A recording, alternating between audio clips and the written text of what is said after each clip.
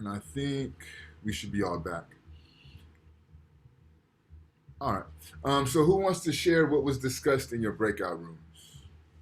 We had three points of inquiry on the table. Who wants to share what was discussed?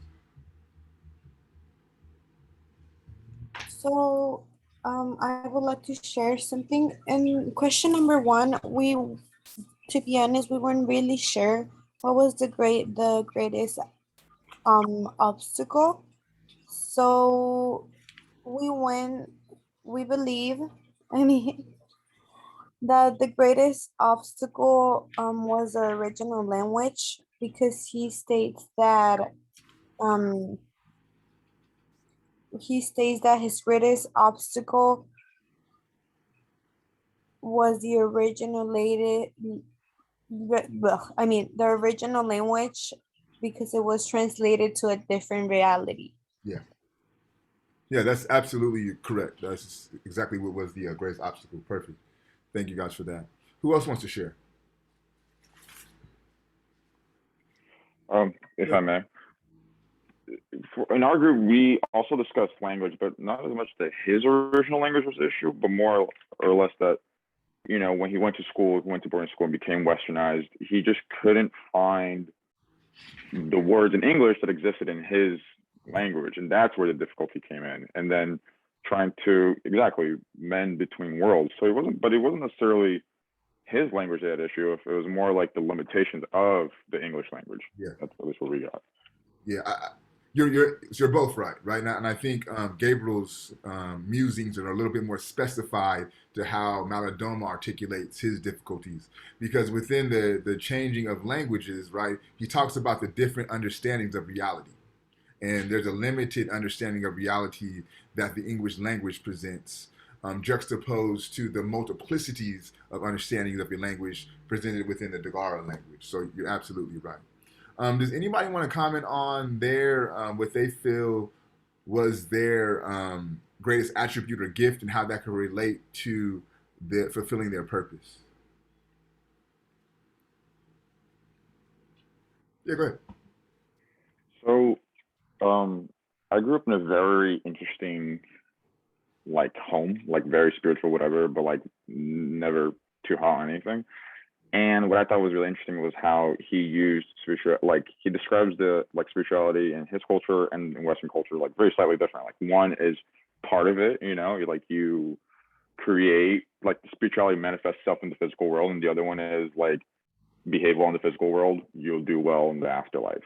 And I thought that was really interesting because I always I think one of my gifts is being sociable, but also just being like true and honest and like kind of being honestly myself, right? And I've struggled with that because of Western culture, because of friend, because of wanting to keep up appearances, because of being like almost ashamed of my own spirituality, But then I find myself, I mean, now a little older, a little more like secure, but it took me kind of having to realize that I had those fears in the first place as to why I wasn't getting spiritual and why I thought it was cool. And then, coming to the realization and just kind of like fully setting in and accepting like who I am and loving myself too. Like when he's at the airport and like embarrassed of his voodoo, I was like, yeah, like sucks, but he's still going to carry his medicine with him. He's still going to be who he is because it doesn't matter, because what matters most is him. So I thought that one of my greatest attributes is honesty, and I think that'll help me fulfill my purpose of being true to myself. I think got a little convoluted, but Yeah, yeah, and I think one of the things you also mentioned, Gabriel, that was really fecund for me was how oftentimes your perceived purpose or destiny is in conflict with westernized culture, right? And I think for me, that's something that I came into an understanding as well, right? Like everybody used to always growing up peg me as rebellious, right? You always want to go against the grain. You don't want to go along with the flow. But in hindsight, right, it wasn't that I was rebellious. It was just that my spiritual calling isn't aligned with this notions of normality that the West provides us, right? One of those being individualism, right? So for me, I'm a very collective person. When I like to do work, I like to do it in groups. I like to bounce ideas off individuals, right? But that's kind of out of tune with the way that the Western world operates. In the Western world, it's all about what could you do for yourself, right? So there's a lot of things that may be innate in us as people that we shun because we don't think that's acceptable in the West. And to me, That's we the have, rat race. yeah, yeah, Oh, we have. sorry. Go ahead, Gabriel. I didn't mean to cut you off. I thought I was muted still. But it's like the rat race. We're all against each other. We're not, working together for the whole. It's all about what the individual can do and how much better the individual can do than the other individual. Yep, you're absolutely right. And then what that also does, we're so caught up in the competition that we don't allow the time to understand what our gifts and our talents are that would allow us to fulfill our purpose, right? Let's get a couple more thoughts. We could either address the purpose conversation or we could talk about the connections between the readings. Let's get two more and then we'll move into my notes.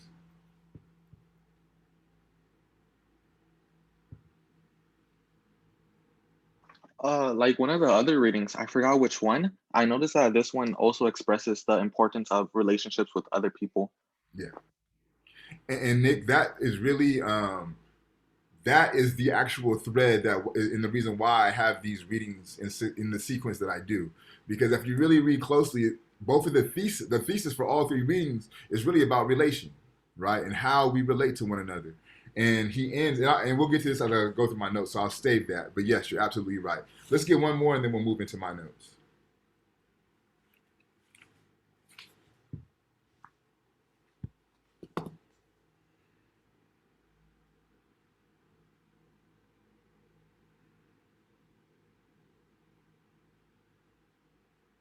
Ricardo, what were your thoughts on your breakout room conversation?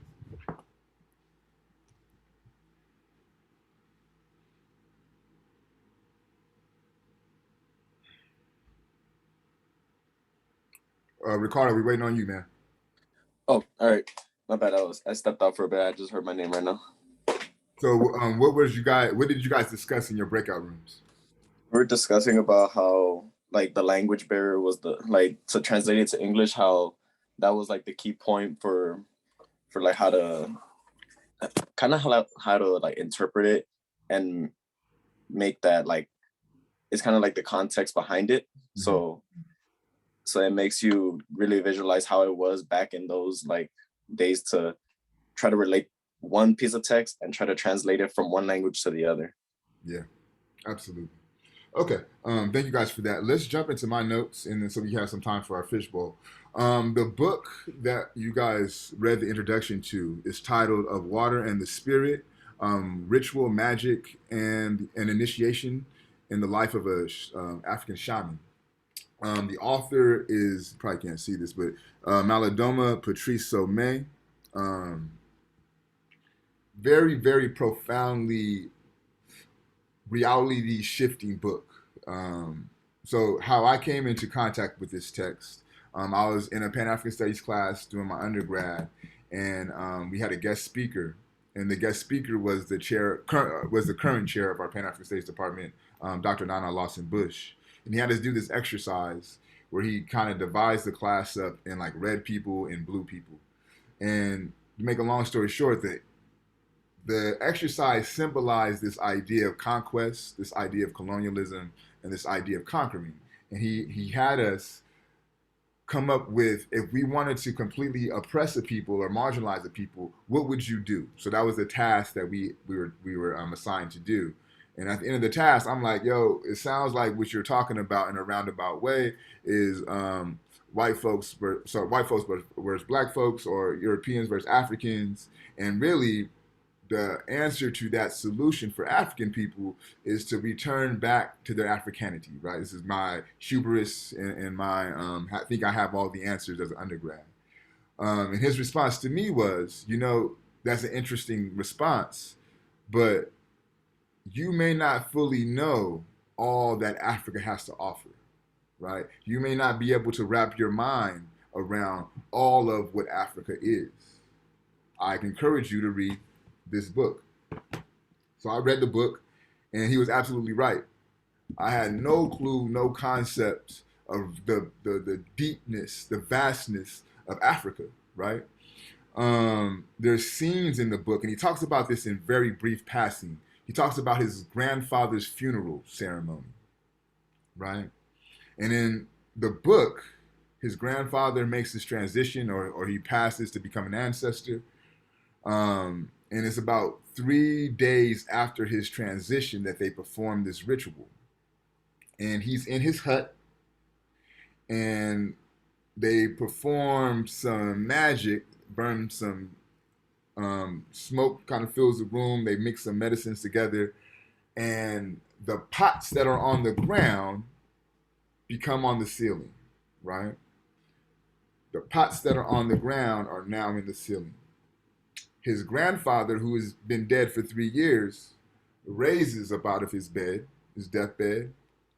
The shaman speaks some words to him, throws some dust on him, and proceeds to get up out of the bed and walks to his ceremonial, actually dances to his ceremonial burial ground, right? So for us in the Western world, that sounds like something that's fiction. That's something that cannot happen in reality. But as Malidoma astutely points out, there's various understandings of realities. And language is one conduit to understanding certain aspects of reality, right? So my notes, and I start off with his name, right? And he lays out very concisely what his name means. Be friends with strangers or enemies, right? And he says that the Dagara believe that every individual comes into life with a special destiny. Some names are programmatic, right? They describe the task of their bearers and constitute a continual reminder of the child's responsibility that they are waiting up ahead, right? So your name symbolizes your purpose. Does anybody know on here what your name means? Does anybody have a name that has an actual definition and a meaning that symbolizes something? No? I mean, my name is based off the Archangel Gabriel, right? The one that warned Mary. I mean, yeah, that told Mary she's gonna have a baby and blah blah blah blah. Yeah, Right. that's Yeah, mine has a meaning. So yeah, so me, I thought you would. I was looking at your name. I thought that you would have some type of meaning to yours. So, what did you know? What the meaning of your name is? The meaning? It's I think it's beauty. It's like beauty and a healthy. It's like beauty and health or something like that in Arabic. Arabic, yeah. And then, yeah, I believe you're right. So, right, that name has some type of connotation in the way that you are going to live your life, right? And every time that someone calls you your name, it's intended from a Dagara standpoint to remind you of your destiny, to remind you of your purpose, right? He says that, which we mentioned, and which Gabriel really touched on, the greatest obstacle was the language barrier and really the inability of English to capture certain things. And I'm sure for my dual language speakers here, you know that if you're thinking of something in Spanish and there's no word for that in English, you feel somewhat lost, right? You're looking for a way to translate that, and it does not give you that option. So this is what if you could think about that, this is what Malidoma is struggling with as he's trying to produce this text. If you even think about the example that I gave of his grandmother's funeral ceremony, right? How do you put that into words? How do you describe something that the normal mind cannot conceive, right? So this is what presents his obstacles. And then in the couple of these, and again, I teach 3 of the same class, so I get confused at times to which one said it. But in one of these classes, it was mentioned the temperament of God and the temperament of the Western God, right? And his desire to be feared. And I found it interesting that Malidoma picked up on that as well. On page 2, the second to last paragraph towards the middle, he says, for the next 15 years, I was in a boarding school, far away from my family, and forced to learn about the white man's reality, which included lessons in history, geography, autonomy, mathematics, and literature.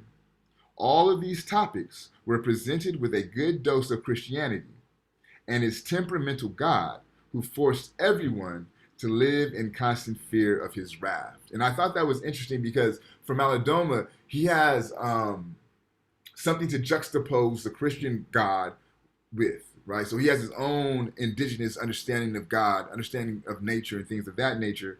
So he can able to look at that and see that, wow, this God, this Christian God is one, temperamental, right? And he commands fear, which is vastly different from the God that I understand, right? And then and another thing that I found, which is a thread between the Pataho text and this text, is the respect that they have for the elders, right? And as you get it, if you were to read deeper into the actual book, you see how strong of a connection that Malidoma has to his grandfather. And really, from a Dagara cultural standpoint, the reason is that babies and the elders are reverenced is because they're the closest to the ancestors, right? When you come through the womb as a baby, you just left the ancestral realm, right? And as you get closer and closer to your deathbed, you're closer and closer to the ancestral realm. So they view babies and elders have a direct line of communication with the elders. So that's why there's a reference for these two groups, right? And if you think about our world, who are the most abused and the most neglected? The elders and the babies, right? We have a whole old folks home where you could just put your elders in and let them just die, essentially, right? And I find it interesting that a lot of indigenous cultures, they don't more so do that. They have them live with them, right? And I think that's a vast contradiction you see between the way that the West operates and the West, or the way that a lot of indigenous culture operates. And then also, it says, this notion of community is also prevalent as well. Because he says that, I know why they have respect for old age and why a strong, functioning community is essential for the maintenance of an individual's sense of identity, meaning, and purpose, right? So your community will help you understand your purpose. Think back to last week and how I said this notion of good conscience is a community-owned notion. How this notion, and I talked about in West African pre-colonial culture, that this notion of manhood was a community-owned notion, right? So it wasn't really about the individual, it was about the collective and how you interact with the collective. And then he gives us this interesting, for me, meditation on preservation of culture, right? And he says, it seems obvious to me that as soon as one culture begins to talk about preservation, it means it has already turned the other culture into an endangered species, right? And that's very profound, because if you think about the tension of the text, and you think about the tension between Malidoma's purpose and destiny is to bring two cultures together, two seemingly opposing cultures, and reconcile those differences, right? That's his task, that's his duty, right? But he's attentive to the fact that the West is now interested in this idea of preserving indigenous cultures, right?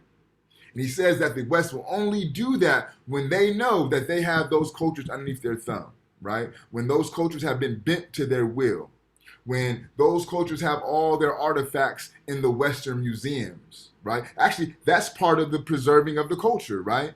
Well, we don't want your artifacts, your art, and your sculptures to get damaged, so we'll take those, we'll hold them in our museums, so that way they can be kept the proper way, right? And what Malidoma is saying, once that process begins, you are already an endangered species. You've already lost that battle of cultural preservation. And then I also found interesting, especially for me as someone who's obtaining a Ph.D., right? An African man who was obtaining his Ph.D.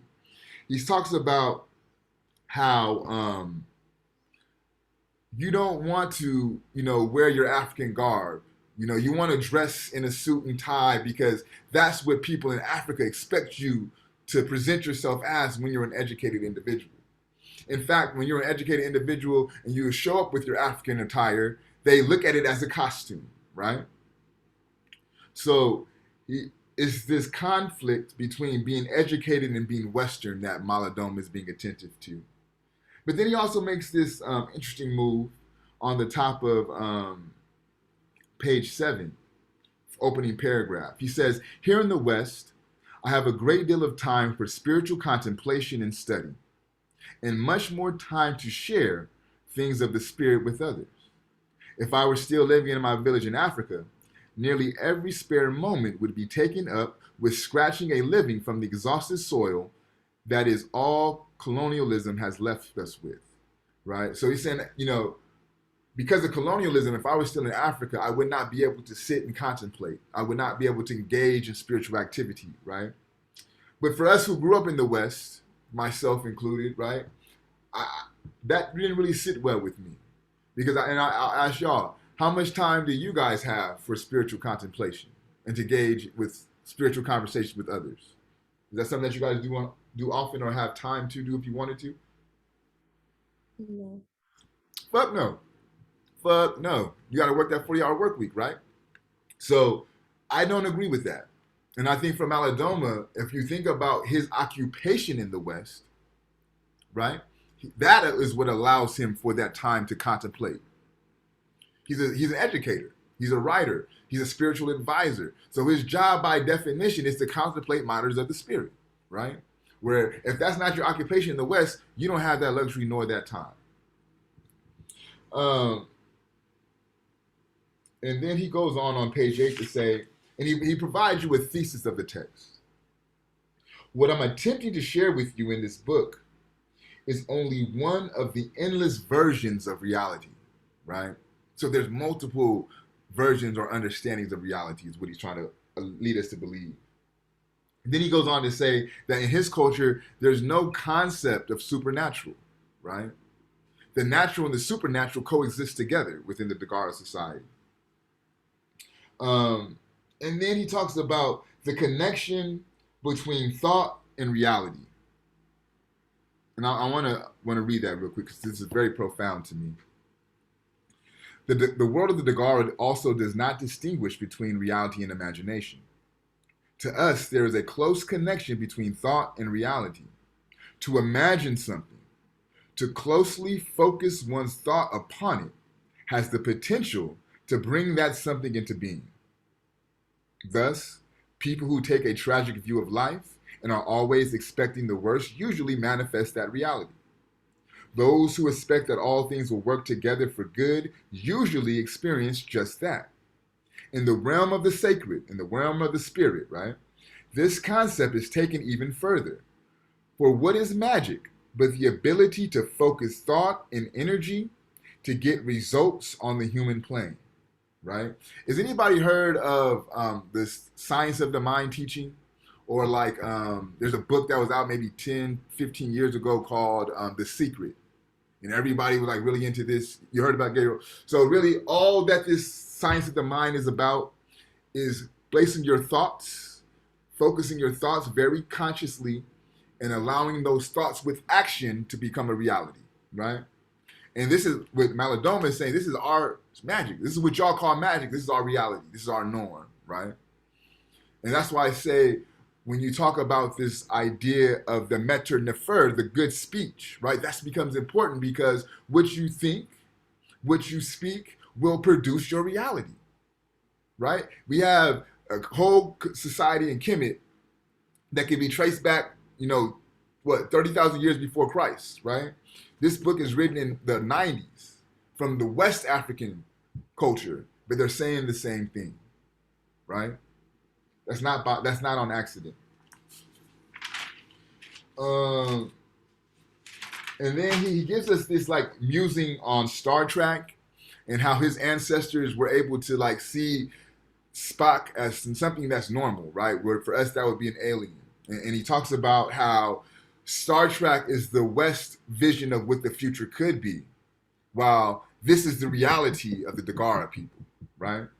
And he says, the irony that the West sees the indigenous world as primitive or archaic.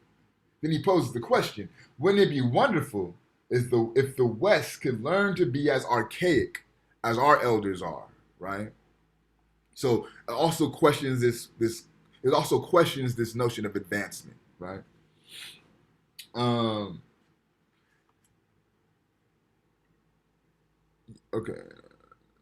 Yeah. So Nick asked me in the chat, could I kind of tap into their view of imagination and fiction as an extension of reality? So I could do that, Nick, just because I've read the text, but again, it's going to be hard for you to understand, right? Some of that could be, for example, the grandfather's ceremony, right? That's one of the examples of that's their reality that allows for the supernatural to be normal for them. Another example is he talks about this initiation that he goes through, right? Because when he was in the world of the West, he was restless when he came back home, and they had to initiate him back to Dagara culture. So that initiation was a month-long process in the bush, and he went through various different obstacles and challenges, right? One of them being buried up to his neck in sand, right?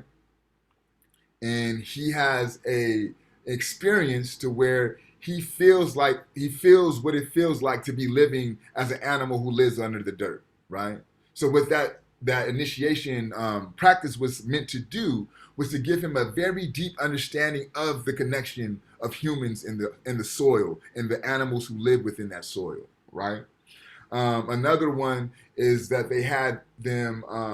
They took a cowhide, and the two elders stretched the cowhide out, put in some like ointment on the cowhide, and told the initiates, Malidoma being one of them, to run and to jump into the cowhide.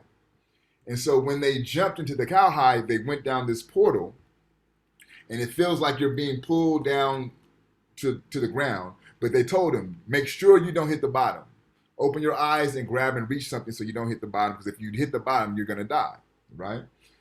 And based off of your, what we understand as a zodiac sign, so if your a zodiac sign is a water sign, then you're going to be taken to the water world, and you'll have to learn a certain lesson or get certain magics that will go in your talisman from that world, right? So all of this shit sounds like it's some science fiction, right?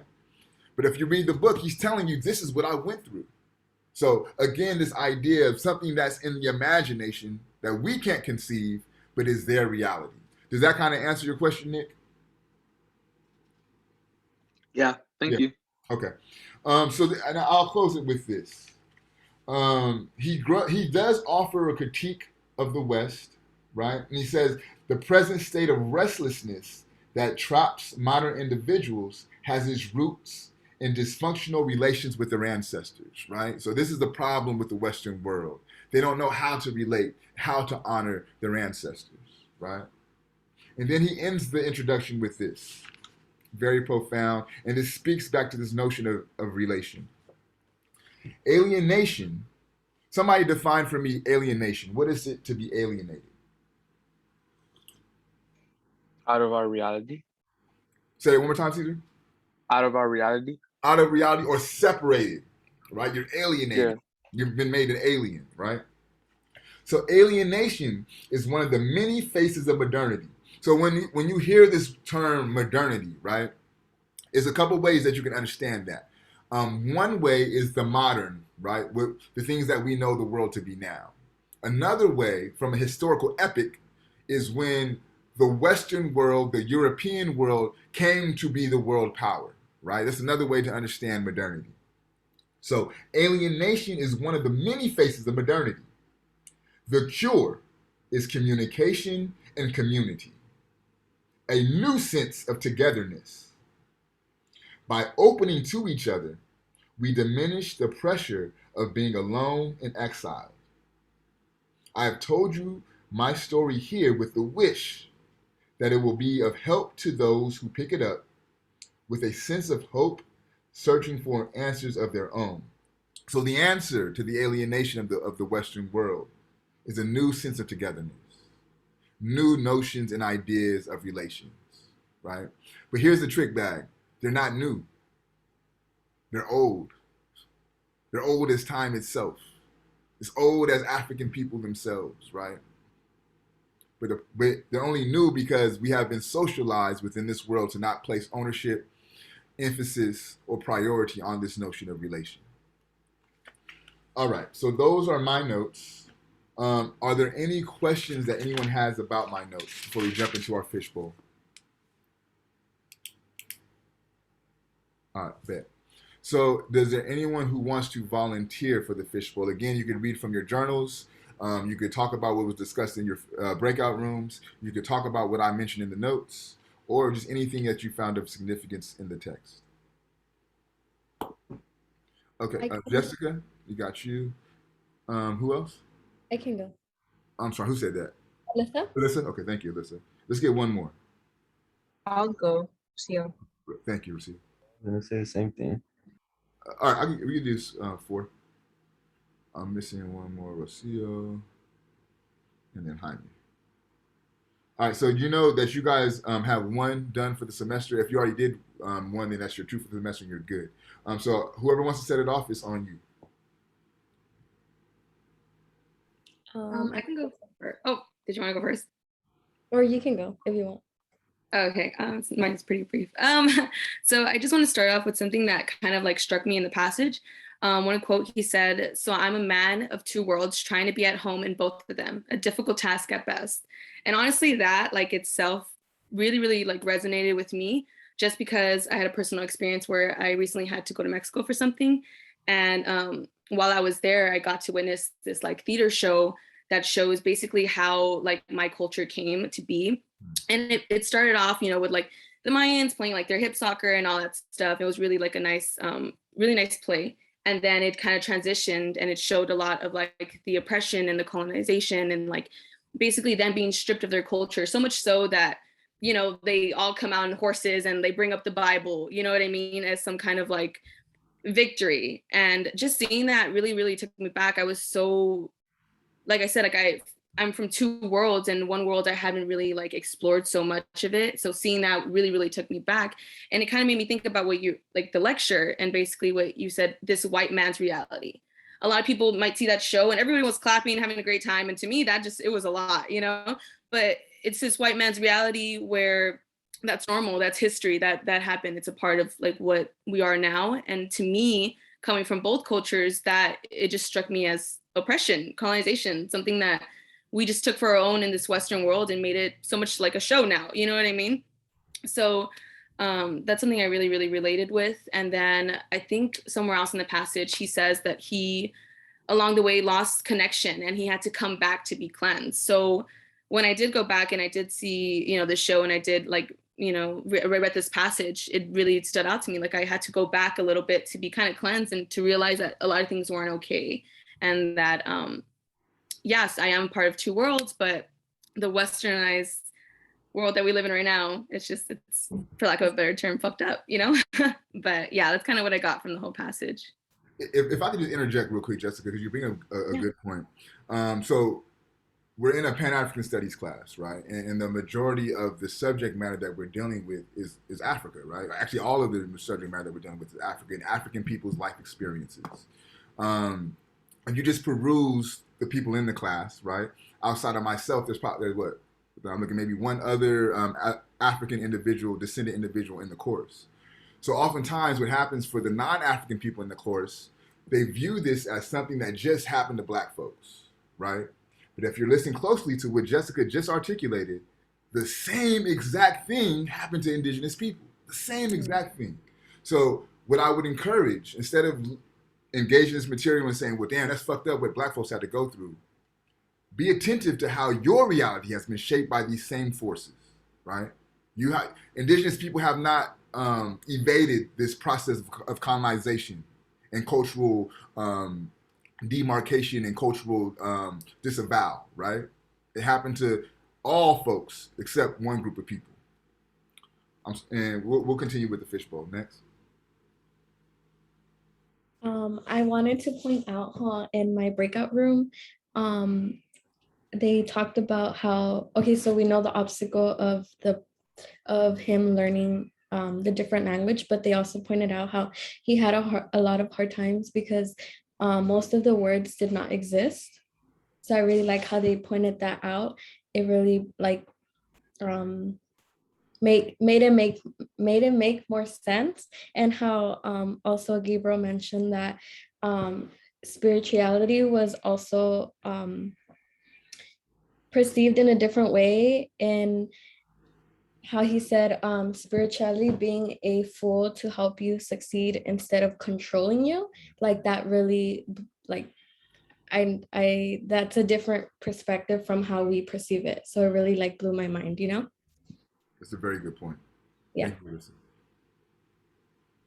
Who's I'll next? go next. Okay. What stood out to me was in the part one, when he's writing about when he was coming to the United States. He writes, "Coming to the United States was a matter of necessity," and I think that just shows how bad like the Western Europeans affected like certain communities, that they had to migrate out of necessity, and now they have to assimilate to a new culture, and it's very difficult for them, and they forget like about where they come from, or they have troubles adapting and might feel like left out or struggle with like self-image and how to like identify yourself, because you got like two cultures now and you might not remember like your culture that you came from, and now you're trying to adapt to this new culture that you aren't really like accepted in. So it's just very difficult, and like I really felt that because it happened to me, and when I came here it was really weird, and it's still weird. And I don't know, like another thing, just to finish it, he's like, I could not reconcile myself with what France reminded me of.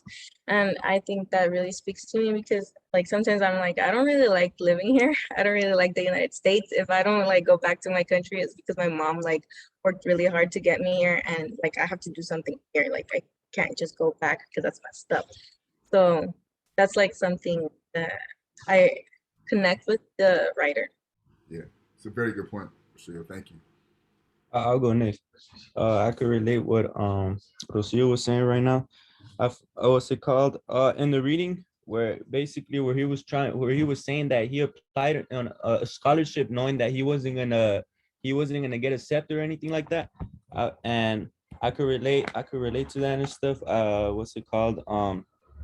Like he had nothing to lose. He took all the risks and stuff, and I feel like you should take risks no matter. You should look at it like in a good way, not in a bad way. If you have nothing to lose, might as well just go for it.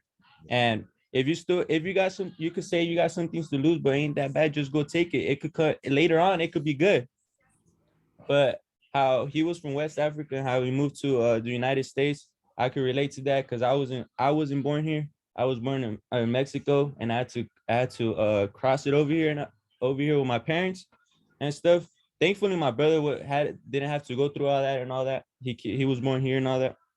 But I struggled learning English. I didn't learn English till I was like a freshman in high school. I struggled learning English and stuff. And I know my mom brought me here for a purpose, and I'm trying to make it big for her. And I ain't trying to let her down, because I feel like if I let her down, all that sacrifice that we did it ain't gonna be worth it. And that's it. That's all I got to say. Perfect. So thank you, Jaime. That's a great transition to what I want to leave you guys with before we leave. So I have a couple of thoughts, and then we'll a pseudo homework assignment for you. So this idea and this notion of purpose, right? And I hear it in what Jaime says, and I hear it in what Rocio says, in the sense like, I don't want to let my parents down. And oftentimes with that ties to is economic success, right? Because in this world, this is what we understand success to be. You get a good job, right? And then you can have a good life. You can provide for your parents. You can provide for your children, et cetera, et cetera. But I do want to advise you that doesn't have to be mutually exclusive for you to live the desires of your heart as we have been advised by Ptah, and then have the economic wealth. You can have both, right? And it may require sacrifice. It may require some uncomfortable moments, but you could have both. And that's this idea of your imagination becoming a reality, right? Have anyone heard of the term an alchemist? You ever heard of that before? So go ahead, Jaime. Yeah, you're gonna say something? Nah, I said that I've never heard about it. Okay, so an alchemist, it's a really good book too. If you have some time, you should read it. But an alchemist is someone who manipulates metal, who manipulates matter, and turns it into real things, right? There also were understood in ancient times as someone who does magic, right? trying to think of the best way to say this to y'all, but fuck it, I'm just gonna say it. So lo and behold, in my life experiences, I have done alchemy. I've had experiences of being an alchemist, right? I have taken things from my mind and manifest them to a reality. Literally, me sitting before you guys right now is a exhibit of my alchemy, right? When I was an undergrad, I dropped out of Cal State LA, I don't know, maybe 10 years or so. My fiance got pregnant, and I was like, yo, I got to get some shit cracking. And the first thing that came to my mind was, yo, I had some professors that was really dope. Let me link up with them and see if I could get in that situation, right? So this is an idea that I had. I concentrated on that. I meditated on that, right?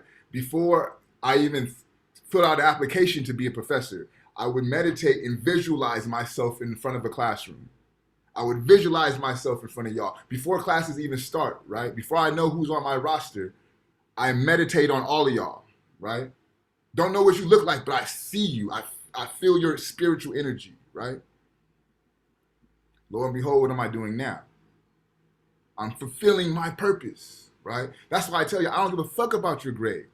My job is not to give you A, B, C's, or D's, right? My job is to get you to understand that you have a purpose.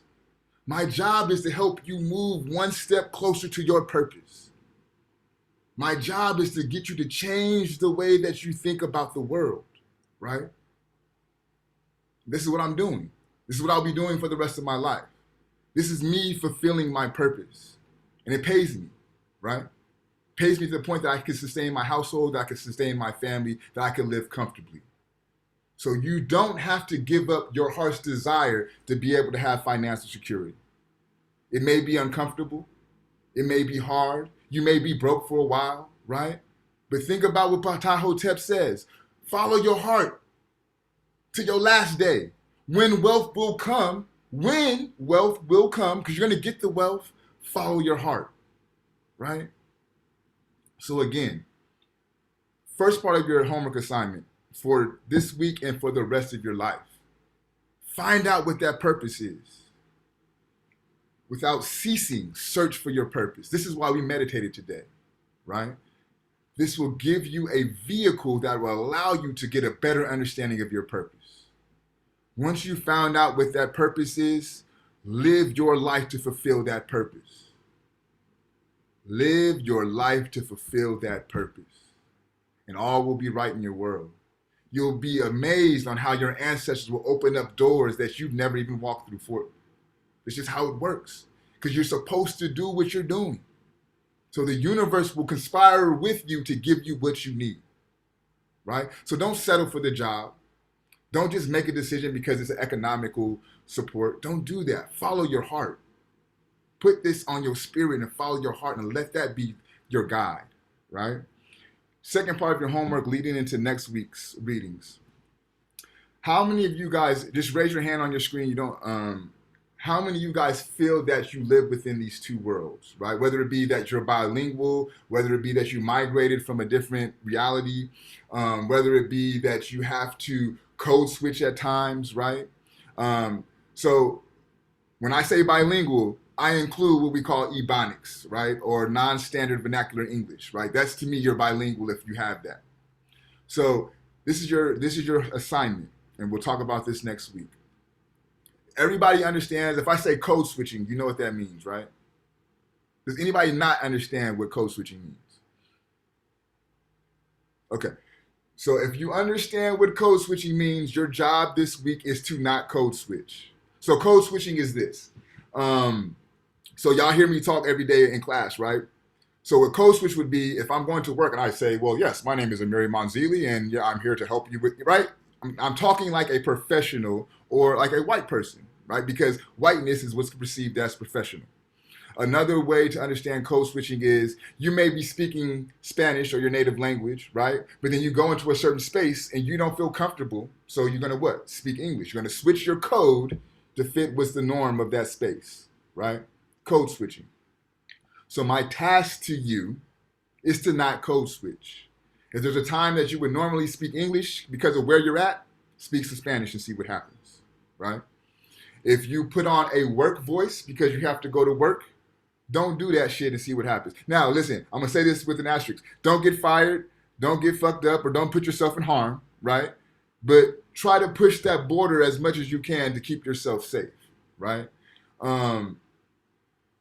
I talk to y'all the way that I do to show you that you don't have to go about their things their way. You could be yourself in professional spaces and that be acceptable, right? Another thing that I want to do is get more people who are authentically themselves in the academy, in the academic university, so that way it's not a whole bunch of dead white men that are only occupying these spaces, right?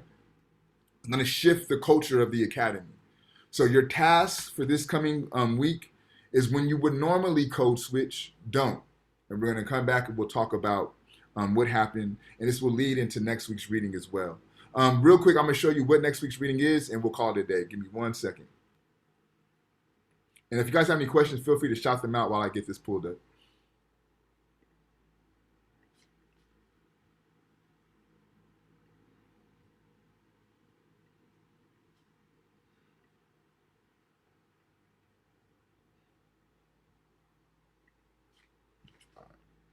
So,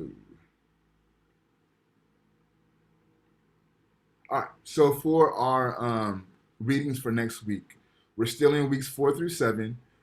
We've read Of Water and Spirit already.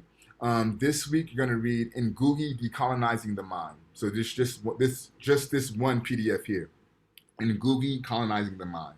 Okay, and I'll email that out to you guys no later than Friday. But if you want to get started, you have that there. So before we close out, are there